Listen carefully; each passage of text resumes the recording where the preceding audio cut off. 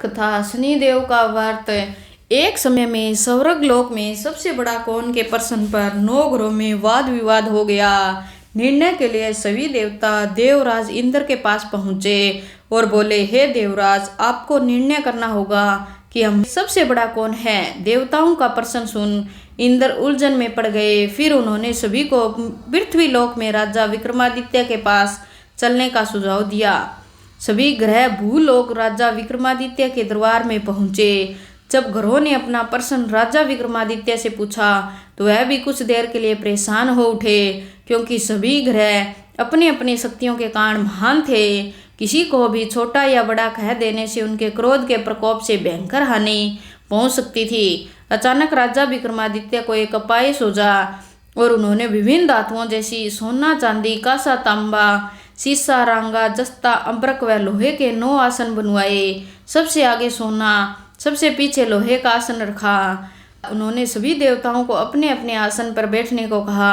उन्होंने कहा, जो जिसका आसन हो ग्रहण करे। जिसका आसन पहले होगा वह सबसे बड़ा तथा जिसका बाद में होगा वह सबसे छोटा होगा। चूंकि लोहे का आसन सबसे पीछे था, इसलिए शनिदेव समझ गए कि राजा ने मुझे सबसे छोटा बना दिया। इस निर्णय से शनिदेव रुष्ट होकर बोले, हे राजन, तुमने मुझे सबसे पीछे बैठाकर मेरा अपमान किया है। तुम मेरी शक्तियों से परिचित नहीं हो। सूर्य एक राशि पर 1 महीने, चंद्रमा 2 महीने 2 दिन, मंगल 1.5 महीने, बुध और शुक्र 1 महीने, बृहस्पति 13 महीने रहते हैं। लेकिन मैं किसी भी राशि पर 2.5 वर्ष से लेकर 7.5 वर्ष तक रहता हूँ। बड़े बड़े देवताओं को मैंने अपने प्रकोप से पीड़ित किया है।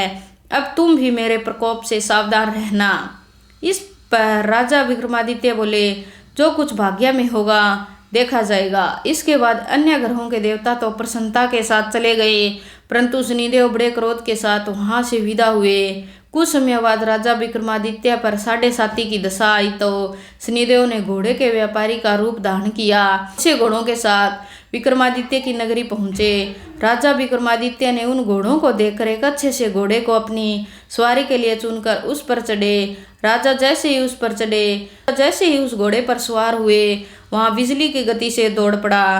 तेजी से दौड़ता हुआ घोड़ा राजा को दूर एक जंगल में ले गया। फिर वहां राजा को गिराकर गायब हो गया। राजा अपने नगर को लौटने के लिए जंगल में भटकने लगा और उसे कोई रास्ता नहीं मिला। राजा को भूख प्यास लग गई।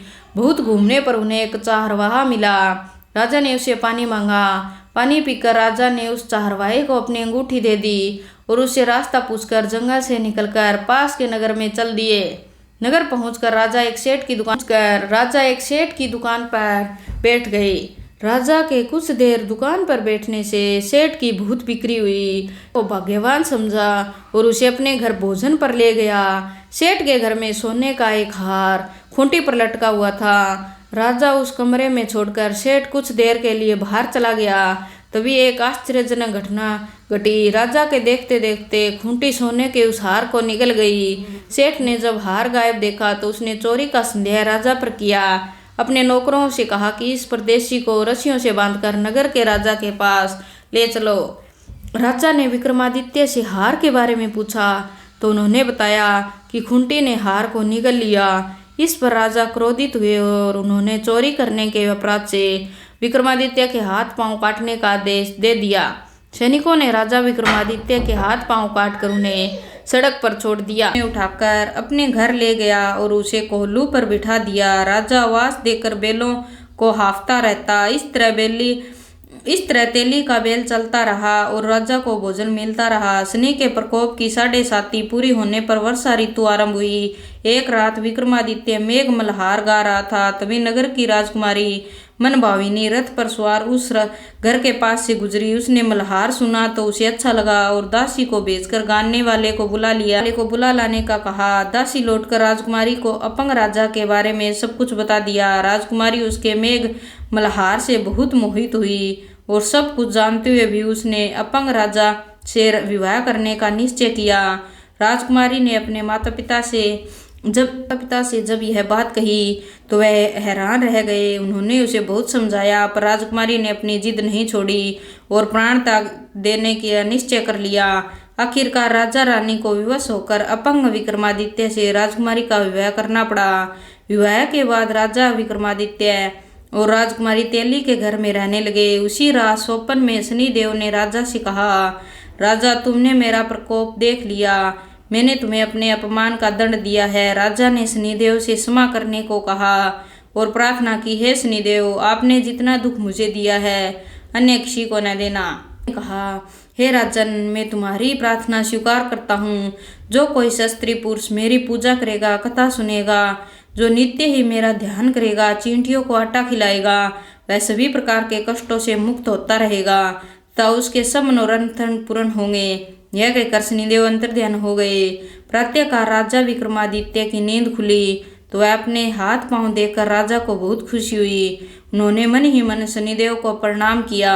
राजकुमारी भी राजा के हाथ पांव सलामत देखकर आश्चर्य में डूब गई। आदित्य ने अपना परिचय देते हुए शनिदेव के प्रकोप की सारी कहानी सुनाई। को जब इस बात का पता चला तो दौड़ता हुआ आया और राजा विक्रमादित्य के चरणों में गिरकर क्षमा मांगने लगा।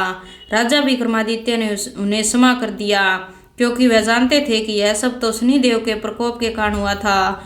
सेठ राजा विक्रमादित्य को पुनः अपने घर ले गया और उसे भोजन कराया। भोजन करते समय वहां एक आश्चर्य घटना घटी। देखते उस अंगूठी ने हार उगल दिया। सेठ ने अपनी बेटी का विवाह भी राजा के साथ कर दिया और बहुत से स्वर्ण आभूषण आदि धन आदि देकर राजा को विदा किया।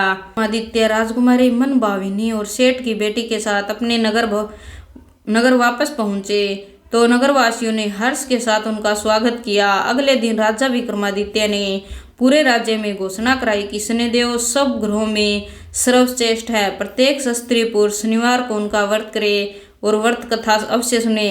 राजा विक्रमादित्य की घोषणा से शनिदेव बहुत प्रसन्न हुए।